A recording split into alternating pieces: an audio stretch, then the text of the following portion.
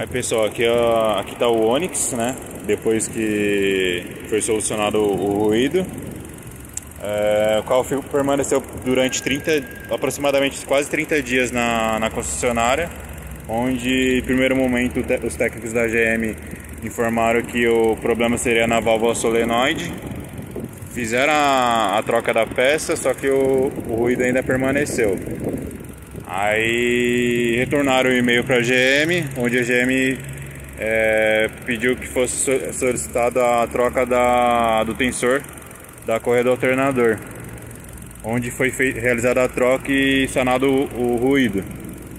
Agora o ruído é esse, né? O único ruído tradicional do motor 3 cilindros, um ruído meio seco, mas é esse. Agora o motor já está quente, já foram realizados os testes conforme o técnico informou.